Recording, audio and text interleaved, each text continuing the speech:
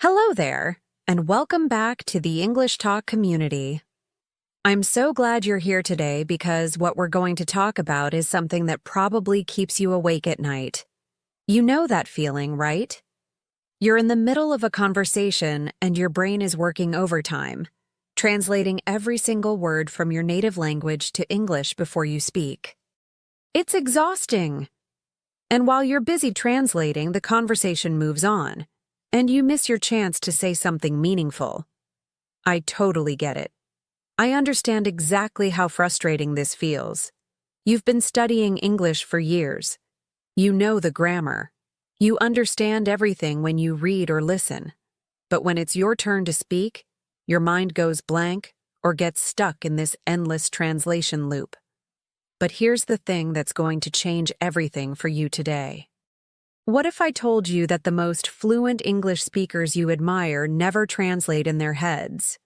They have a completely different approach that makes English flow naturally, like water. In the next few minutes, I'm going to share with you the exact method that will help you break free from this mental prison. You'll discover why your brain insists on translating, the 3 simple shifts that will rewire your thinking pattern, and most importantly, how to start speaking English that flows effortlessly in any situation. If this sounds like exactly what you need, do me a favor and hit that like button right now. And if you haven't subscribed yet, please subscribe, because content like this can literally transform your English speaking confidence forever. Now, take a deep breath with me. Today is the day you stop fighting your brain and start working with it instead. Let me start by saying something that might surprise you. The fact that you translate in your head doesn't mean you're doing something wrong. Actually, it means your brain is doing exactly what it's supposed to do. Your brain is trying to help you, but it's using an old system that worked when you were learning English, but now it's holding you back. Think about it this way. When you first started learning English, translation was your bridge. It was the only way your brain could make sense of new words and concepts. But now, you're not a beginner anymore. You understand so much English naturally, without thinking about it. But your brain is still stuck in that old habit. I want you to imagine something with me. Picture yourself as a child learning to ride a bicycle. At first, you needed training wheels, right? Those training wheels were essential. They kept you safe. They gave you confidence. But imagine if you kept those training wheels forever. You'd never experience the real joy and freedom of riding a bike. That's exactly what's happening with translation in your head. It was your training wheel, but now it's time to remove it. Here's what I know about you, and please tell me if this sounds familiar. You probably have moments when English just flows out of you naturally. Maybe when you're angry or excited, or when you're talking about something you're really passionate about. In those moments, you're not translating at all. You're thinking directly in English, even if you don't realize it.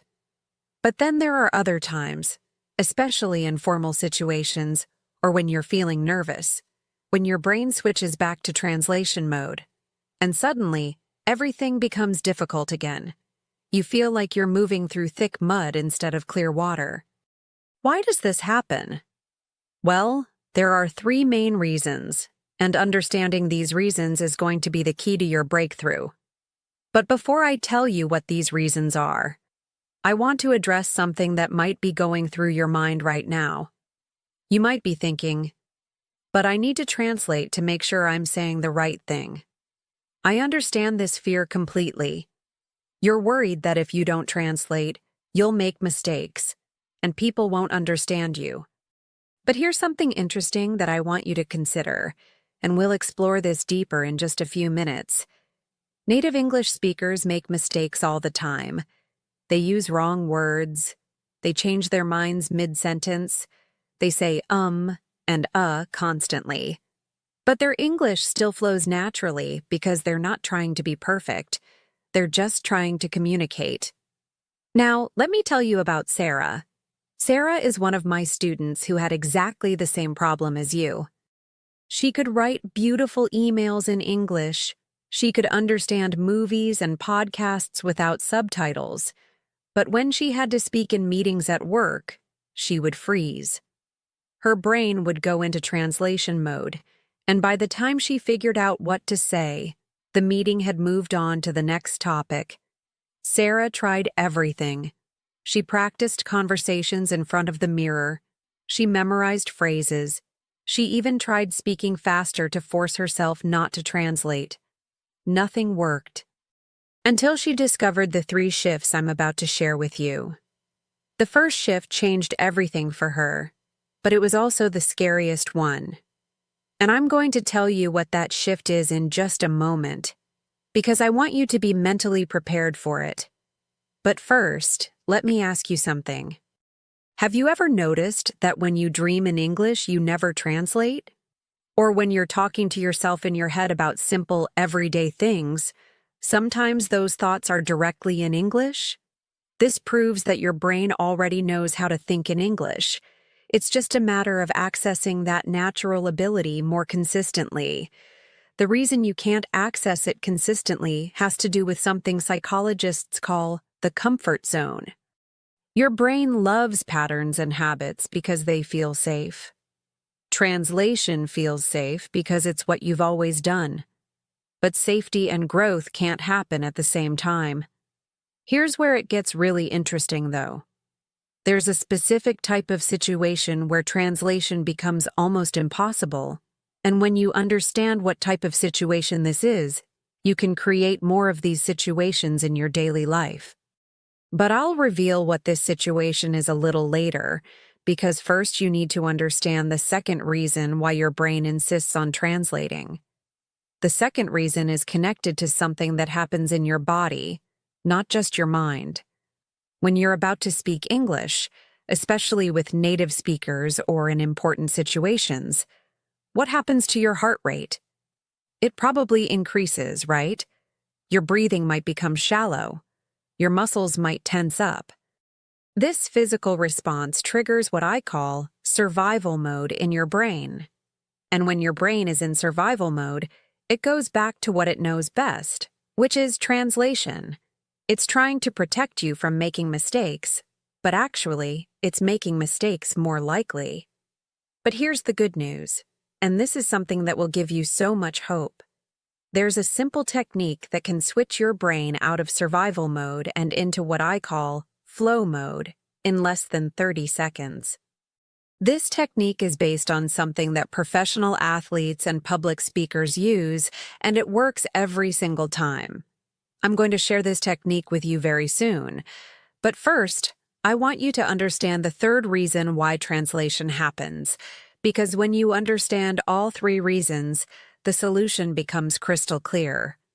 The third reason might be the most important one, and it has to do with how you've been practicing English all this time. But this is where things get really interesting, because the way you've been practicing might actually be reinforcing the translation habit without you realizing it. So now you're probably wondering, what are these 3 shifts that Sarah used to transform her English? How exactly do you switch from survival mode to flow mode? And what's this special type of situation that makes translation almost impossible? All of these answers are coming up next, and I promise you, when you hear them, everything will start making perfect sense. Okay, let's dive into those 3 shifts I promised you. But before I do, I want you to try something right now. I want you to think about your favorite food. Just think about it for a moment. What does it taste like? What does it smell like? How does it make you feel? Did you notice something? You didn't translate any of those thoughts. You just experienced them directly. That's because when you connect with emotions and sensations, your brain naturally bypasses the translation process. This is our first clue to breaking free from mental translation. The first shift is what I call think in pictures and feelings, not words. This was the scary shift I mentioned earlier. because it means letting go of the need to have perfect sentences in your head before you speak. Let me give you a real example. Imagine you're at a coffee shop, and you want to ask for a coffee with less sugar. Instead of thinking, I want to ask for coffee with less sugar, and then translating that into, could you please put less sugar in my coffee? You think directly about the experience. You picture yourself drinking coffee that's not too sweet. You imagine the taste you want, and then you let the words come out naturally. Maybe you'll say, can I have less sugar?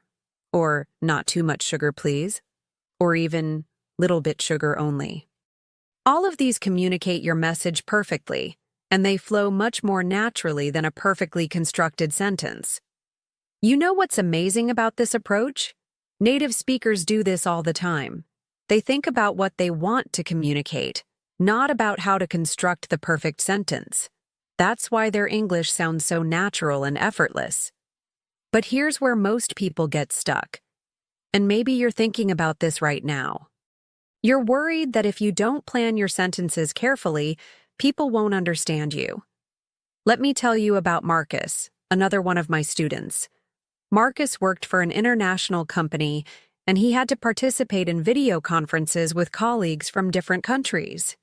He was so worried about making mistakes that he would actually write down what he wanted to say before speaking. But this made him sound robotic and unnatural. When Marcus started using the pictures and feelings approach, something incredible happened. Yes, he made some small grammar mistakes, but people understood him better than ever before. Why? Because his communication became authentic and clear, instead of perfect but confusing. This brings us to the second shift. Accept imperfection as your superpower. I know this sounds crazy, but hear me out. When you accept that making small mistakes is normal and natural, something magical happens in your brain. The pressure disappears. And when the pressure disappears, your brain stops going into that survival mode I mentioned earlier. Think about it this way. When you're speaking your native language with friends, do you always use perfect grammar? Of course not. You change your mind mid-sentence. You use simple words. You repeat yourself sometimes. But the conversation flows beautifully because everyone is focused on communication, not perfection. Here's a practical situation where you can apply this right away. Next time you're in a casual conversation in English, try this experiment. Instead of planning your entire sentence before you speak, just start with the first word that comes to mind about what you want to say. Trust that the rest of the sentence will follow naturally. For example, if someone asks you, "What did you do last weekend?" instead of thinking, "I went shopping with my sister and we bought some clothes and had lunch at a nice restaurant," just start with, "Oh, I went," and let the story unfold naturally. You might say, "I went shopping with my sister, we bought some clothes, and we had lunch. It was really nice." Notice how the second version sounds more natural and conversational? That's because it mimics the way thoughts actually flow in your mind. Now, the third shift is probably the most important one. Practice English the way children learn languages. This addresses that third reason I mentioned about how your practice methods might be reinforcing translation. Children don't learn languages by translating. They learn by associating sounds directly with experiences, emotions, and pictures. When a child sees a dog and hears dog, they don't think dog means perro in Spanish. They directly connect the sound dog with the furry, four-legged animal that barks. But how can you practice like a child when you're an adult? Here are some practical ways you can apply this starting today. First, when you're watching English videos or movies, instead of thinking about what everything means in your native language, try to feel what's happening. Focus on the emotions, the situations, the context. Your brain will start making direct connections. Second, when you're talking to yourself, which I hope you do because it's one of the best ways to practice, Try to think about your day in English using simple, direct thoughts. Instead of translating estoy cansado to I am tired, just think tired when you feel tired. Your brain will start associating the feeling directly with the English word. Third, and this is really powerful, create what I call English-only zones in your life. Maybe when you're cooking, you only think in English about what you're doing. Cutting onions, adding salt, smells good. Simple, direct thoughts that don't need translation. But here's the most important thing, and this is something that will change your entire approach to English. You need to understand that fluency isn't about knowing more words or grammar rules. Fluency is about processing speed. It's about how quickly your brain can access the English it already knows. And this processing speed improves dramatically when you stop the translation process. Remember that specific situation I mentioned earlier, where translation becomes almost impossible? Here it is, when you're emotionally engaged in the conversation. Think about a time when you were really excited to share news with someone, or when you were explaining something you're passionate about. In those moments, you weren't worried about perfection. You were focused on sharing your message. That's when your most natural English comes out. So how do you create more of these emotionally engaged moments? How do you consistently access that flow mode instead of survival mode? And what's that 30-second technique I mentioned that professional athletes use? These are the final pieces of the puzzle, and they're coming up next. Now, let me share with you that 30-second technique I promised. But first, I want you to understand something really important. The reason this technique works so well is because it addresses what's happening in your body, not just your mind. Remember how I said that when you're about to speak English, your heart rate increases and your breathing becomes shallow. This physical response is actually the root cause of mental translation. When your body is tense, your brain can't access information smoothly. It's like trying to pour honey when it's cold. Everything moves slowly and gets stuck. Here's the technique, and I want you to try it with me right now. It's called the 4-7-8 reset. You breathe in for 4 counts, hold for 7 counts, and breathe out for 8 counts. But here's the key part that most people miss. While you're doing this, you're going to think of one English word that represents how you want to feel in the conversation. Let's try it together. Breathe in slowly through your nose for 4 counts. 1, 2, 3, 4. Now hold that breath and think of the word confident. Hold for 7 counts. 1, 2, 3, 4, 5, 6, 7. Now breathe out slowly for 8 counts while thinking confident, confident, confident. 1, 2, 3, 4, 5, 6, 7, 8. Do you feel that? Your body just shifted into a calmer state, and your brain had a moment to connect directly with an English word without translation. That's flow mode. When you do this before any English conversation, you're telling your brain, we're thinking in English now, not translating. But let me tell you about a situation that happened to me last week that perfectly shows how this works in real life. I was helping a student named David who works in tech support. David told me he could handle technical calls perfectly in English when customers had simple problems. But when customers were angry or frustrated, he would freeze and start translating everything in his head. So I asked David to think about why he could speak naturally with calm customers, but not with upset ones. The answer was obvious once we talked about it. With calm customers, David felt relaxed. With angry customers, David felt stressed, and stress triggers translation mode. We practiced the 4-7-8 reset technique, but we adapted it for his specific situation. Now, when David picks up a call and senses the customer is frustrated, he does a quick version of the breathing technique while the customer is talking. He breathes calmly and thinks the word helpful, because that's how he wants to show up in the conversation. The results were incredible. David stopped freezing up because his body stayed calm, which kept his brain in flow mode instead of translation mode. He could respond naturally and authentically to upset customers, which actually helped resolve their problems faster. This is a perfect example of how you can apply these concepts in your daily life. Think about the English-speaking situations that make you most nervous. Maybe it's presentations at work, or talking to native speakers, or even just ordering food at a restaurant when there are people waiting behind you. For each of these situations, you can create your own version of the 478 reset. Choose one English word that represents how you want to feel. Maybe clear for presentations, friendly for social conversations, or simple for ordering food. Practice connecting with that word through the breathing technique. But here's something even more powerful that I want to share with you. There's a way to train your brain to think directly in English even when you're not in conversation.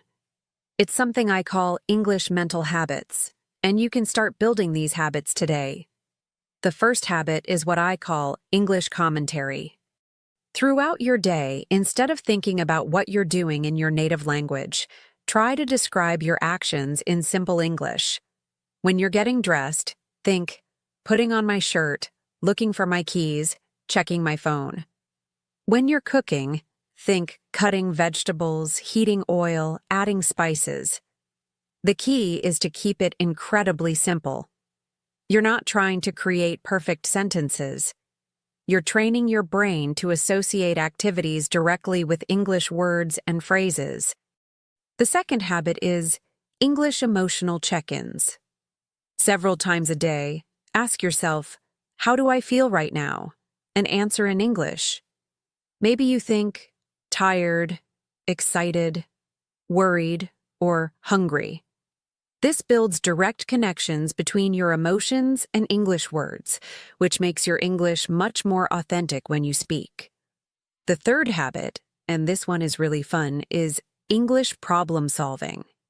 When you have small daily problems, like you can't find your keys or you're trying to decide what to eat for lunch, try to think through the problem in simple English. Where are my keys? Maybe in my bag. Let me check the kitchen table. Now, I know what you might be thinking. This sounds like a lot of work. Do I really need to change how I think all day long? And the answer is no. You don't need to do this all the time. But if you can build just one or two of these habits, you'll start noticing something amazing. Your brain will begin defaulting to English more often, even when you're not trying. And when your brain defaults to English, speaking becomes effortless because you're no longer switching between languages. Let me give you one more real-life example. Maria, one of my students, started using English commentary while she was commuting to work on the subway. Instead of thinking about her day in Portuguese, she would describe what she saw in simple English. Many people, rush hour, man reading newspaper, woman listening to music. After just 2 weeks of this practice, Maria noticed that when colleagues at her international company asked her questions, she was responding faster and more naturally. She wasn't translating anymore because her brain was already warmed up and thinking in English. But here's the most important thing I want you to understand, and this connects everything we've talked about today. The goal isn't to never think in your native language again. The goal is to give your brain choices. Right now, translation feels like the only safe option. But when you build these new pathways, you'll have multiple options for how to process and express your thoughts. So what happens when you combine all of these techniques? What does life look like when you're no longer trapped in the translation cycle? And how quickly can you expect to see changes? Those are the final questions we need to answer, and I'm going to close all of these loops for you right now. So let's bring everything together now. You now understand that your brain translates because it's trying to protect you, but that protection has become a prison. You've learned the 3 shifts that will set you free. Thinking in pictures and feelings instead of words, accepting imperfection as your superpower, and practicing English the way children naturally learn languages. You have the 4 to 7 to 8 reset technique that will switch your brain from survival mode to flow mode in just 30 seconds. You know that emotional engagement is the key to bypassing translation completely, and you have 3 practical mental habits you can start building today. But here's what I want you to remember most. Change doesn't happen overnight, but it happens faster than you think. Most of my students notice improvements within the first week of applying these techniques. Sarah, Marcus, David, and Maria all started seeing results within days, not months. The difference between where you are now and where you want to be isn't about studying more English. It's about changing how your brain processes the English you already know. And now you have the exact roadmap to make that change. I want you to pick just one technique from today's episode and commit to trying it for the next 7 days. Maybe it's the 4-7-8 reset before conversations, or English commentary during your commute, or simply accepting imperfection in your next English conversation. Your English speaking confidence is closer than you think. You don't need to be perfect. You just need to be brave enough to let your natural English flow.